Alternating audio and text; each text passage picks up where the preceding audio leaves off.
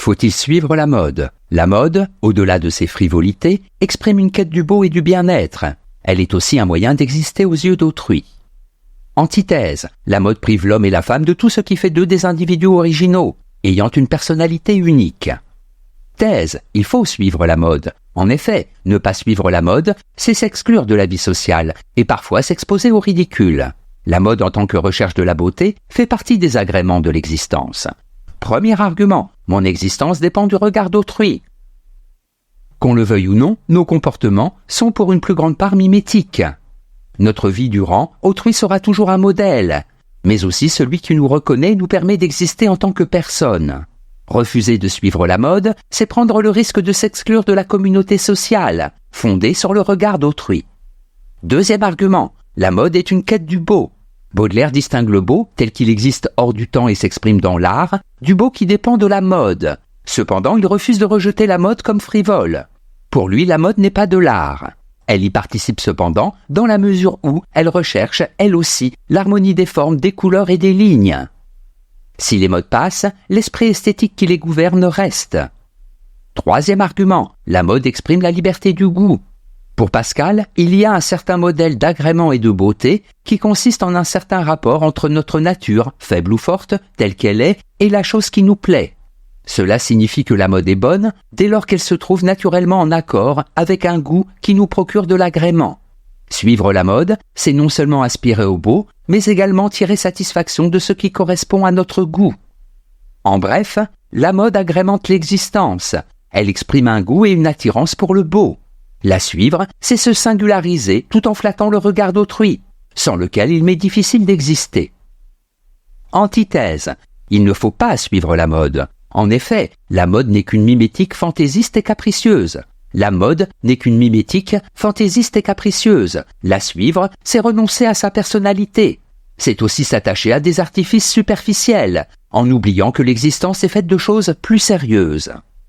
Premier argument, la mode est tyrannique. L'appartenance à un groupe socio-culturel repose sur le respect de certains codes linguistiques, vestimentaires et psychologiques. Les entreprises exigent de leurs employés qu'ils s'habillent et se comportent de telle manière. Il en va de même pour les bandes, rockers, punk. La mode uniformise les comportements, prive les êtres de toute autonomie de pensée. Deuxième argument, la mode est une fuite en avant. Tant qu'on se préoccupe de la mode, on fuit ce que l'on est. On ne s'intéresse pas à l'existence d'autrui, mais simplement à son apparence. On se préoccupe de choses parfaitement frivoles. La mode conduit à juger autrui, non pour ce qu'il est, mais pour ce qu'il paraît. Ce jugement se fonde sur un seul et unique critère, l'amour du moi. Je possède le bon goût, je sais m'habiller, parler comme il le faut, les autres n'ont qu'à en faire de même. Troisième argument. La mode ne satisfait pas l'âme. L'art, même s'il évolue, se situe au-delà des époques et des modes. C'est bien la preuve qu'il nourrit l'âme humaine, bien plus que la mode. La mode ne supporte pas l'épreuve du temps. C'est pourquoi elle a besoin de toujours se renouveler pour donner l'illusion de la pleine satisfaction. L'homme qui recherche la plénitude méprise nécessairement la frivolité de la mode. En bref, suivre la mode, c'est perdre son individualité.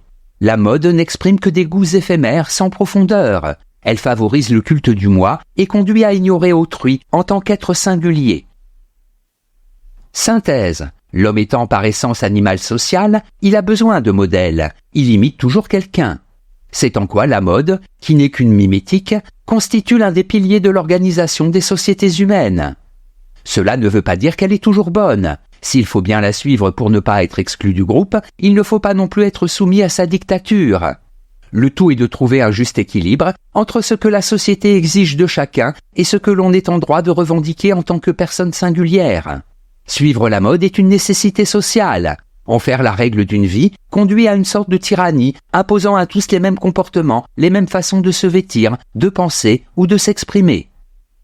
Note et commentaire. Mimétique. Pour le philosophe René Girard, le désir en son essence est mimétique.